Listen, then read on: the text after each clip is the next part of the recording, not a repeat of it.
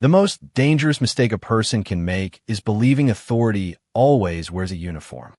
The morning air outside Fort Hamilton carried the steady rhythm of a military community beginning another ordinary day. Delivery trucks rolled past the security gates, families crossed nearby intersections, and service members in camouflage uniforms moved with practiced purpose beneath a cloudless Virginia sky. Just beyond the main entrance, where federal property gave way to a public roadway, a marked police cruiser sat with its emergency lights quietly flashing. Several curious pedestrians had already slowed their pace, sensing that something unusual had interrupted the routine calm. Standing beside the cruiser was Officer Daniel Mercer, a veteran police officer whose confidence often arrived long before his questions did. His posture was firm, his jaw set, and one hand rested near his duty belt while the other maintained control of the situation he believed he fully understood. Facing him without the slightest hint of panic stood a tall black man in his middle 50s, dressed in a charcoal sport coat, light blue button-down shirt, pressed khaki slacks, and polished brown shoes. A weathered leather portfolio rested comfortably in his left hand, while a simple wristwatch and an old academy ring were the only signs that he valued discipline more than appearance. His expression remained remarkably composed, neither challenging nor submissive, simply patient. Officer Mercer looked directly into the man's eyes. "I asked you twice why you were taking photographs near a military installation." The man answered in an even voice. "I was documenting my rental vehicle after noticing damage before entering the base." Mercer glanced toward the phone, still resting on the hood of the patrol car. "That is not how this looks." The man gave a slight nod, as though he had expected the misunderstanding before the conversation had even begun. Around them, a retired veteran walking his dog slowed to watch. A pair of young attorneys heading toward the federal courthouse across the street exchanged uncertain glances. A cashier from a nearby coffee shop quietly stepped outside, sensing that the encounter had become more serious than an ordinary traffic stop. None of them knew who the man was. They saw only a civilian standing beside a police officer. Mercer extended his hand. Identification. Without hesitation, the man handed over his driver's license and another identification card from his wallet. Mercer studied both for only a moment before his expression hardened. "Military identification?" he asked with open skepticism. "Yes," the man replied calmly. "Please verify it through the proper channels." Mercer looked back up with a faint smile that carried more disbelief than humor. "People carrying fake credentials usually tell me the exact same thing." The man's posture never changed. He did not argue. He did not raise his voice. Instead, he slowly shifted his attention toward the entrance of Fort Hamilton, where traffic continued moving normally through the guarded checkpoint nearly 200 feet away. His eyes lingered there for only a second before returning to Mercer. "Officer," he said quietly, "I would encourage you to verify my identity before making a decision that cannot easily be undone." Mercer folded the identification cards into one hand without looking away. "Right now, I am deciding whether you are impersonating military personnel." A faint breeze lifted the edge of the man's jacket, revealing nothing more than a neatly pressed shirt and disciplined posture. There was no visible rank, no medals, no insignia, and certainly nothing suggesting extraordinary authority. That absence only strengthened Mercer's confidence that his instincts were correct. What he could not know was that several miles away, inside Fort Hamilton, a secure conference room remained empty because the highest-ranking officer expected to lead an unannounced command inspection had not yet arrived. Phones had begun ringing. Staff officers were quietly comparing schedules. A command vehicle had already been requested. None of that urgency had reached the roadside, where Mercer continued building a case based almost entirely on appearance. The man before him remained silent for another long moment before speaking once more, his voice measured and unmistakably sincere. "In less than 1 minute, officer, you're going to wish you had made one phone call." 32 minutes earlier, Lieutenant General Marcus Reed stepped out of a rental sedan less than 300 yards from the main entrance of Fort Hamilton and paused for a brief moment to study the familiar skyline of the installation. Although he had spent more than 3 decades serving his country, There was something about arriving quietly that always revealed more than arriving with ceremony. His flight from Washington, District of Columbia, had landed on schedule just after sunrise, and he had declined every offer for an official escort. Very few people inside the installation knew exactly when he would arrive, because the purpose of his visit depended on seeing the base exactly as it operated every ordinary day. Marcus believed inspections lost their value the moment everyone knew they were being watched. He adjusted the strap of the worn leather portfolio resting comfortably against his side and looked toward the security gate, where soldiers greeted incoming vehicles with practiced discipline. Every movement, every salute, every routine exchange told a story to someone who had spent a lifetime studying leadership. He noticed a young private patiently helping an elderly veteran locate the visitor entrance instead of rushing him away. Marcus smiled almost imperceptibly. Small moments often revealed the character of an organization better than formal reports ever could. As he walked back toward the rental vehicle, he spotted a shallow scrape along the rear passenger door that had not been documented during pickup at the airport. Rather than ignore it, he removed his cellular telephone and photographed the damage from several different angles so the rental company would have a complete record before he entered the military installation. It was a simple habit born from years of responsibility. Details mattered. Accountability mattered even more. After sending the photographs to the rental agency, his telephone vibrated. The caller identification displayed only 2 words: Base Commander. Marcus allowed the call to ring for a moment before silencing it. He preferred arriving first and speaking later. If the commanding officers saw him walking through the front gate without warning, they would respond naturally instead of preparing carefully rehearsed demonstrations. That was exactly how genuine readiness was measured. He slipped the telephone back into his pocket and glanced once more toward the entrance. A delivery truck rolled through inspection. Families entered the housing area. Contractors presented identification before continuing inside. Everything appeared routine. Then, from somewhere across the parking area, someone paused long enough to notice a black man in civilian clothes taking photographs near the edge of a military installation. Within moments, a concern call was placed reporting suspicious activity. The description was remarkably short. A man, civilian clothing, taking pictures near the base. No one asked why. No one mentioned the rental vehicle. No one reported the damaged door. Those missing details quietly disappeared before the first officer was ever dispatched. Several minutes later, Officer Daniel Mercer received the radio call while finishing another assignment only a mile away. The dispatcher relayed exactly what had been reported, nothing more and nothing less. Mercer acknowledged the call with quiet confidence and turned his patrol vehicle toward Fort Hamilton. During the short drive, his mind had already begun assembling a version of events before he had seen a single face. By the time he pulled onto the roadway outside the main gate, he was no longer searching for answers. He was searching for confirmation. Standing beside the rental sedan, Marcus Reed calmly closed the leather portfolio after reviewing several inspection documents, completely unaware that the next conversation would become far more significant than the inspection waiting for him behind the gates. Officer Daniel Mercer stepped out of his patrol vehicle with the quiet confidence of someone who believed experience rarely misled him. The dispatch report had been brief, but in his mind the picture already seemed complete. A civilian had been seen taking photographs near the entrance of a military installation.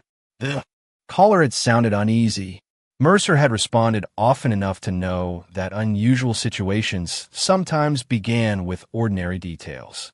As he crossed the short stretch of pavement toward the rental sedan, he noticed the tall black man calmly placing his cellular telephone into his jacket pocket before closing a weathered leather portfolio. There was nothing hurried about the movement.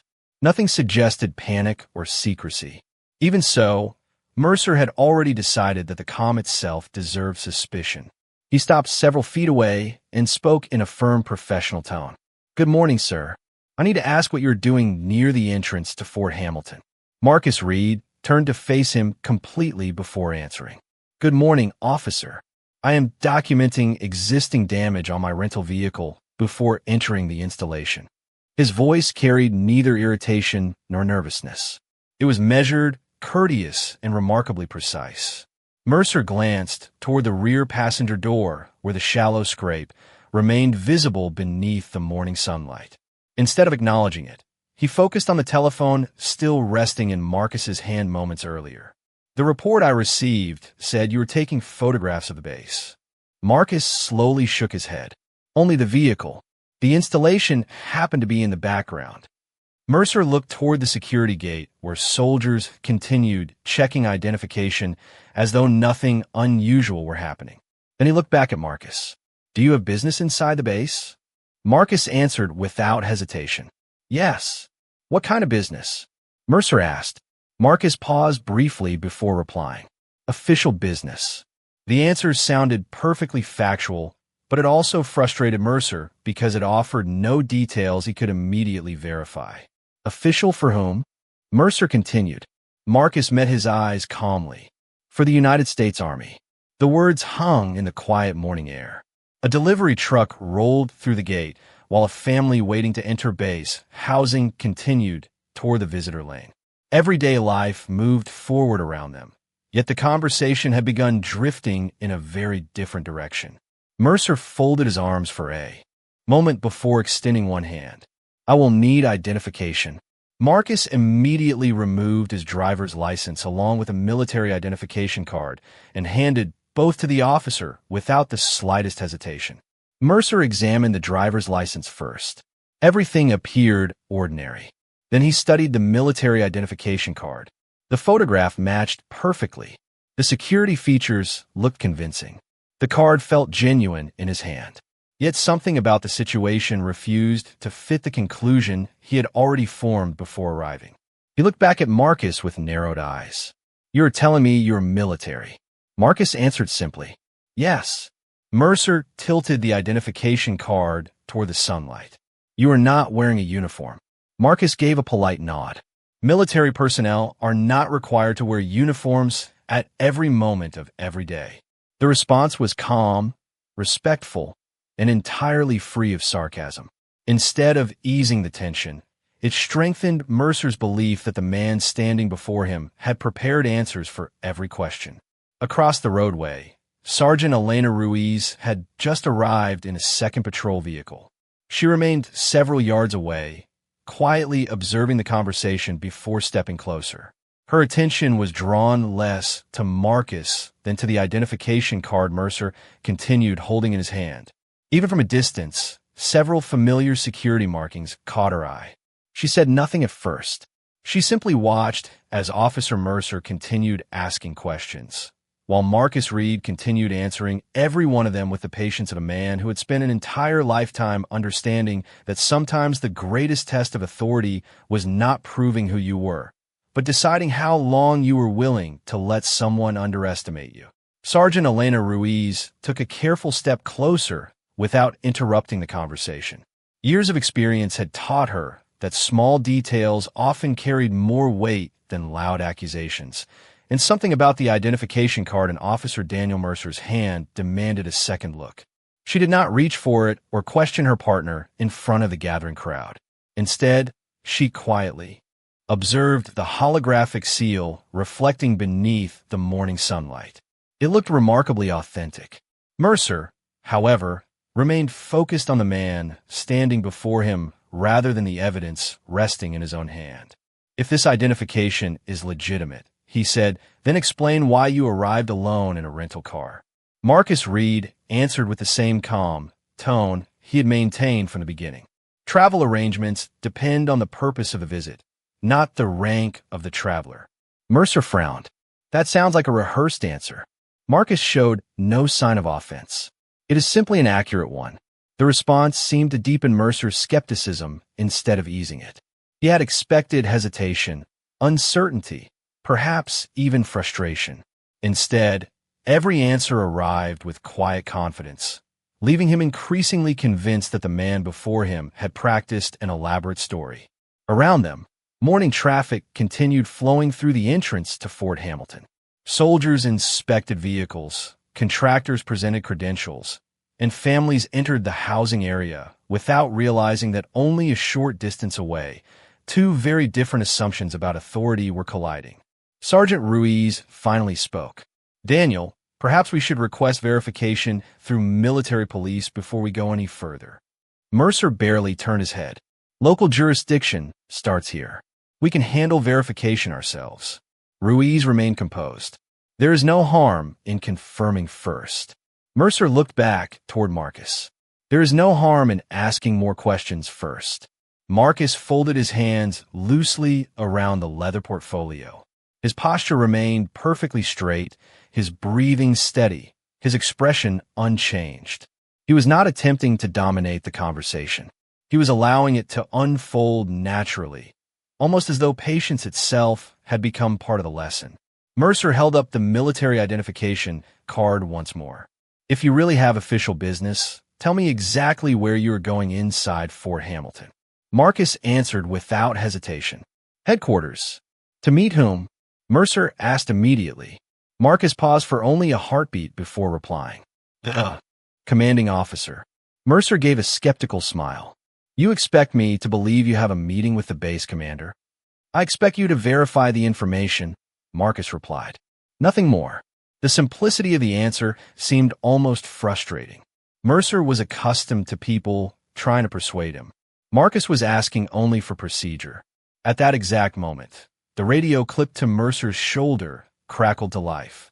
Dispatch informed him that the name appearing on the military identification was associated with a restricted Department of Defense record that local systems could not fully access. Additional verification through military channels was recommended before any enforcement decision was made. Mercer listened without changing expression. When the transmission ended, he acknowledged it briefly, but made no move to contact military police. Ruiz glanced toward him, surprised by his silence. She understood what the dispatch message meant. The identification had not been rejected. If anything, it suggested the opposite. Marcus noticed the brief exchange of expressions, but remained completely still. Then his cellular telephone vibrated once again inside his jacket pocket. The screen illuminated with the same caller identification as before. "Base Commander." The vibration lasted only a few seconds before stopping. Mercer noticed the movement immediately. "Do not answer that telephone," he said firmly. Marcus slowly lowered his hand without argument. He simply looked at the officer and said in a calm, unmistakably sincere voice, "Officer, you are not searching for the truth anymore. You are searching for a reason not to believe it." Those are two very different things. The quiet that followed Marcus Reed's final sentence seemed heavier than the steady flow of traffic entering Fort Hamilton. Officer Daniel Mercer looked at him for several long seconds without responding, as though refusing to acknowledge that the conversation had begun slipping beyond his control. Sergeant Elena Ruiz shifted her attention from Marcus to the military identification card still resting in Mercer's hand. The holographic markings reflected naturally beneath the morning sun, and every security feature appeared exactly where she expected it to be. She lowered her voice. "Daniel, let us contact military police before we make another decision." Mercer shook his head. "Not yet." Ruiz did not argue further, but concern settled across her face. She had responded to enough interagency situations to recognize when patience served everyone better than certainty. Marcus remained completely composed. He neither demanded the return of his identification nor reached for his telephone again. Instead, he quietly watched the entrance to the installation, where another line of vehicles continued passing through inspection without interruption. Inside the headquarters building less than half a mile away, an entirely different conversation was unfolding. Major General William Hayes stood beside a conference table where senior officers had gathered for an inspection scheduled to begin exactly on time. The digital wall clock advanced another minute. The chair reserved for the visiting inspector remained empty. Hayes glanced toward Captain Aaron Blake. "Has General Reed checked in at the gate?" Blake looked down at the tablet in his hands before answering. "No, sir. Security has no arrival record." Hayes frowned slightly. That alone was unusual. Marcus Reed was known throughout the Army for his precision. If he planned to arrive at 9 o'clock, He usually arrived several minutes early. Another officer entered the room carrying a secure telephone. "Sir, we attempted to reach General Reed twice. Both calls went unanswered." Hayes considered that information carefully. Marcus almost always answered official communications unless circumstances prevented him from doing so. "Track his rental vehicle," Hayes said calmly. "I want to know whether he encountered a transportation issue before reaching the gate." Within moments, personnel inside the operations center began checking authorized travel information. Meanwhile, outside the installation, Marcus's cellular telephone vibrated once again inside his jacket. This time the vibration continued longer than before finally falling silent. Mercer noticed it immediately. "I told you not to answer your phone." Marcus nodded once. "You did. Then leave it where it is." Marcus offered no resistance. His calm acceptance somehow made Mercer even more uncomfortable. Most people in similar situations became defensive or impatient. Marcus did neither. It was almost as though he already understood exactly how the morning would end. A light breeze carried the sound of distant helicopters training somewhere beyond the base perimeter. Nearby, a retired Army sergeant who had been quietly observing from the sidewalk recognized the military identification card from several feet away, though not the name printed across it. He looked towards Sergeant Ruiz and said politely, "That does not look like a fake card to me." Mercer answered before Ruiz could respond. "We are handling the situation." The veteran nodded respectfully and continued walking without another word. Ruiz watched him disappear down the sidewalk before speaking again. "Daniel, dispatch specifically recommended military verification." Mercer remained focused on Marcus. "Recommendations are not orders." Marcus finally broke the silence with the same steady voice that had never once risen above conversation. "Every fact that could clarify this situation has pointed in the same direction. The only thing delaying the truth now is the decision to stop looking for it." At almost the exact same moment, inside Fort Hamilton, a technician studying the vehicle tracking report looked up toward Major General Hayes and quietly said, "Sir, the rental vehicle has not entered the installation. According to the last confirmed location, it has been stationary just outside the main gate for more than 20 minutes. Hayes did not hesitate. He reached for his service cap, looked directly at Captain Blake, and gave a calm but unmistakably urgent order. "Prepare the command vehicle. We're going to meet General Reed ourselves." Officer Daniel Mercer drew a slow breath and made the decision he believed the situation required. Every warning had sounded more like an excuse to him than a reason to pause. The recommendation from dispatch, Sergeant Elena Ruiz's repeated advice, the restricted government record, and the unanswered calls on Marcus Reed's telephone all seemed, in Mercer's mind, to support the possibility that he was dealing with someone attempting to create an illusion of authority. He looked directly at Marcus and spoke with complete confidence. "At this point, I have probable cause to continue this investigation. I am placing you in temporary custody while we determine exactly who you are." The words settled over the small gathering of onlookers. Marcus neither stepped backward nor protested. His calm expression remained unchanged, almost as though he had expected this exact moment long before the first patrol vehicle arrived. Slowly, he extended both hands without argument. "I will cooperate," he said quietly. "I have done so from the beginning." Mercer instructed him to place the leather portfolio on the hood of the patrol vehicle. Marcus complied immediately, carefully laying it flat before stepping back exactly as directed. Every movement reflected years of discipline and respect for procedure. There was no resistance, no raised voice, and no attempt to turn the growing audience against the officer.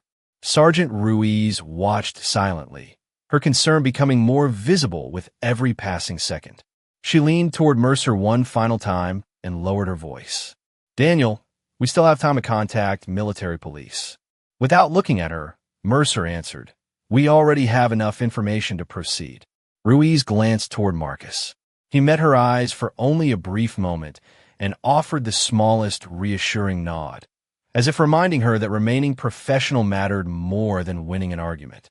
Mercer completed the temporary detention according to department procedure while his body-worn camera continued recording every second. As soon as the process was complete, Marcus calmly asked a single question. "Officer, your camera has remained active throughout this encounter?" Mercer answered immediately. "Yes, it has." Marcus nodded once. "Thank you. Please make certain it remains that way." The request sounded unusual, but there was no hint of sarcasm or intimidation.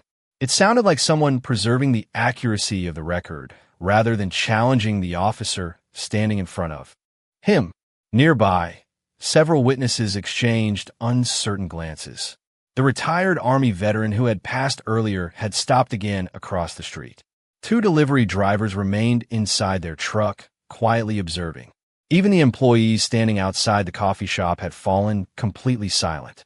None of them understood exactly what was happening, but many sensed that something important had been overlooked. Inside Fort Hamilton, the atmosphere had changed dramatically.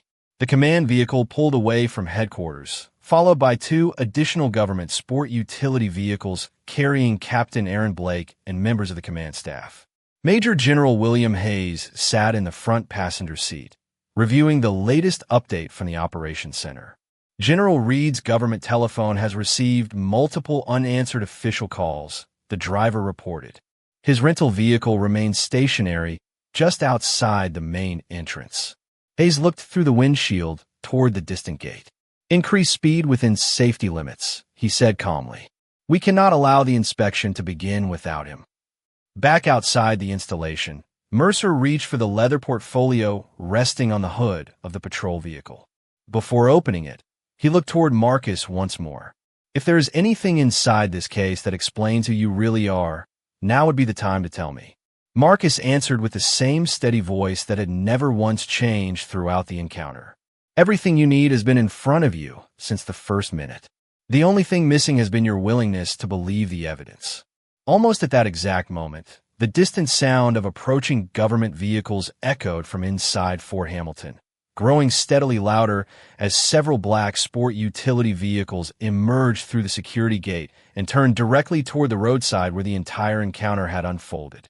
The line of black government sport utility vehicles rolled through the gates of Fort Hamilton with quiet precision, moving without flashing emergency lights or unnecessary urgency. Yet every soldier standing at the entrance instinctively recognized the importance of the convoy. The vehicles came to a smooth stop along the shoulder, only a few yards from the patrol cruiser. The doors opened almost simultaneously. Major General William Hayes stepped out first, wearing a perfectly pressed Army service uniform, followed closely by Captain Aaron Blake and several senior military personnel. None of them spoke immediately. Their attention was fixed on a single figure standing calmly beside the patrol vehicle. Officer Daniel Mercer instinctively straightened his posture as the senior officers approached. He assumed they had arrived to assist in identifying the civilian he had detained. Instead, Major General Hayes walked directly past him without asking a single question. His expression was calm, but unmistakably serious. When he reached Marcus Reed, he stopped, came to full attention, and rendered a crisp military salute. Captain Blake and every uniformed member of the command team immediately followed.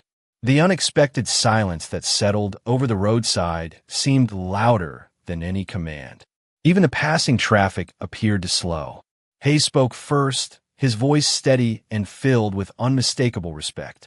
"Lieutenant General Marcus Reed, sir, I sincerely apologize for the delay. Fort Hamilton has been awaiting your arrival for the command inspection." For the first time since the encounter began, Officer Daniel Mercer felt every assumption he had made begin collapsing at once. His eyes shifted from Marcus to the line of senior officers still standing at attention, then back again to the simple civilian clothing that had convinced him only minutes earlier that the man before him could not possibly hold significant authority. Marcus acknowledged the salute with a respectful nod before returning it with practiced precision. His expression never changed. There was no satisfaction, no anger, and no desire to embarrass anyone standing nearby. Sergeant Elena Ruiz lowered her eyes briefly, not from shame, but from the realization that every concern she had quietly expressed had been confirmed. The retired Army veteran watching from across the street removed his cap out of instinctive respect as he recognized the significance of what he was witnessing.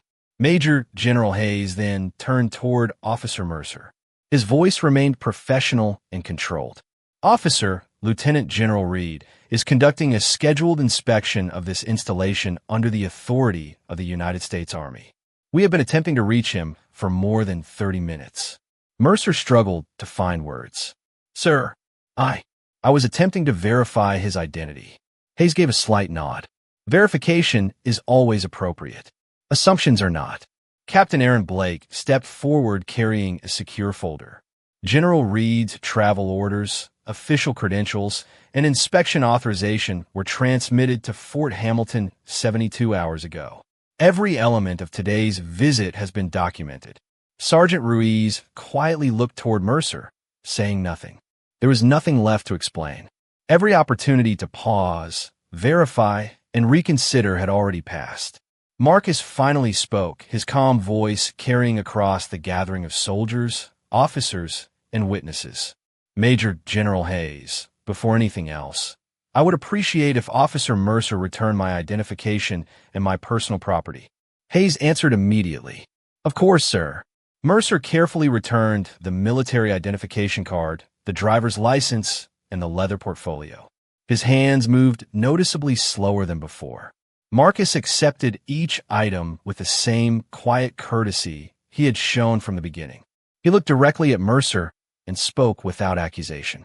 Officer, I told you that verifying the facts would protect everyone involved. That statement was never intended as a challenge. It was an opportunity.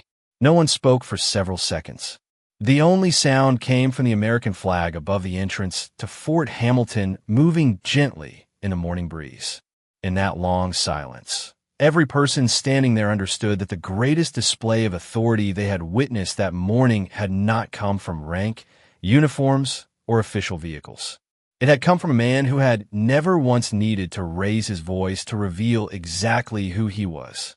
Major General William Hayes lowered his salute and turned toward the assembled officers with the calm confidence of someone who understood that moments like this would be remembered long after the paperwork was complete. He did not raise his voice or demand immediate explanations. Instead, he looked first at Lieutenant General Marcus Reed. Sir, are you prepared to continue with today's inspection? Marcus glanced briefly toward Officer Daniel Mercer before answering. The inspection will continue exactly as scheduled. But before we proceed, I would like to ensure that every fact surrounding this encounter is preserved accurately. Hayes nodded without hesitation. It will be. He then looked toward Captain Aaron Blake. Secure copies of every relevant communication. Preserve the gate security recordings, radio traffic, and all body-worn camera footage associated with this incident. Yes, sir. Blake answered immediately before stepping aside to begin coordinating with military police and local supervisors. Sergeant Elena Ruiz quietly released the breath she had been holding. The direction of the morning had changed completely, yet the atmosphere remained remarkably professional. No one celebrated. No one argued. There was only a growing understanding that procedure, not emotion, would now determine what happened next. Marcus carefully placed his military identification back inside his wallet before turning toward Mercer. The officer stood silently, his confidence replaced by visible reflection. For the first time since arriving, he appeared less concerned with proving himself correct than with understanding how everything had unfolded so differently from what he had believed. Marcus spoke in the same measured voice he had maintained throughout the entire encounter. Officer Mercer, I do not believe today's lesson is about one decision. It is about the process that led to that decision. Mercer listened without interrupting. Marcus continued. You received information. You observed evidence. You were offered verification through proper channels. Each new fact presented an opportunity to reconsider your conclusion. Instead, every fact was measured against an assumption that had already been made. The words carried no anger. They sounded more like guidance than criticism. Major General Hayes looked toward Mercer as well. Every organization entrusted with authority depends on disciplined judgment. Verification is not a sign of weakness. It is the foundation of professional responsibility. Mercer lowered his eyes briefly before answering. Sir, I believed I was protecting the installation. Hayes acknowledged the statement with a slight nod. Intent matters. Process matters just as much. Nearby, Sergeant Ruiz was approached by a local police supervisor who had arrived after receiving notification of the developing situation. After a brief update from Hayes and Captain Blake, the supervisor agreed that the encounter would be reviewed jointly with military authorities and the police department's professional standards division. Every recording, every dispatch transmission, and every witness statement would be preserved exactly as they occurred. Marcus nodded approvingly. That is the correct course. He looked once more toward Mercer. I'm not asking for special treatment because of my rank. I am asking for the same commitment to fairness that every citizen deserves. Those standing nearby understood immediately that his words reached far beyond the events of a single morning. The retired Army veteran quietly removed his cap once more before continuing on his way. The employees outside the coffee shop returned inside, carrying with them a story they would never forget. Soldiers at the front gate resumed their duties with renewed focus, aware that professionalism had just been demonstrated in a way no classroom could have taught. As the command convoy prepared to return inside Fort Hamilton, Marcus paused for one final moment beneath the American flag moving gently above the entrance. He looked at the installation he had come to inspect and then toward the officers who protected the surrounding community. In that quiet pause, it became clear that the inspection beginning that morning would no longer focus only on a military base. It would also become a lesson in how character, restraint, and accountability strengthen every uniform that serves the public. 4 weeks later, the conference room inside Fort Hamilton looked much different from a morning when one mistaken decision had interrupted an ordinary arrival. Around the long table sat senior military officers, local police leadership, training supervisors, and representatives responsible for strengthening cooperation between military installations and civilian law enforcement. Lieutenant General Marcus Reed stood near the front of the room, wearing his Army service uniform. Not because rank needed to be displayed, but because the day's inspection had finally reached its intended conclusion. Every scheduled review had been completed, every operational standard had been examined, and every recommendation had been documented. Yet everyone present understood that the most valuable lesson from the inspection had not been found inside a report. It had been learned outside the front gate before the inspection had even begun. Officer Daniel Mercer sat quietly among several officers invited to attend the final briefing. The confidence that had once defined his posture had been replaced by thoughtful humility. During the previous month, every available recording had been reviewed in full. Dispatch communications, body-worn camera footage, witness statements, and military documentation all confirmed the same conclusion. The investigation determined that Marcus Reed had cooperated fully from the first moment of contact, that multiple opportunities for proper verification had been available, and that those opportunities had not been fully used before decisions were made. The department responded with additional professional training, procedural review, and a temporary reassignment while those improvements were completed. The purpose was never public embarrassment. It was accountability supported by education. Lieutenant General Reed believed that lasting trust could only be built when institutions demonstrated the willingness to learn from their own mistakes. After the formal briefing ended, Major General William Hayes invited Marcus to address the room one final time. Marcus looked across the audience before speaking with the same calm voice that had remained steady throughout every moment of the encounter weeks earlier. Every profession represented in this room carries authority. Soldiers defend the nation. Police officers protect the community. Both responsibilities demand discipline. Neither responsibility permits assumptions to replace facts. The room remained completely silent. Marcus continued, "Uniforms help identify our responsibilities, but they do not determine another person's worth. Every citizen deserves fairness before judgment. Every officer deserves the opportunity to verify before deciding.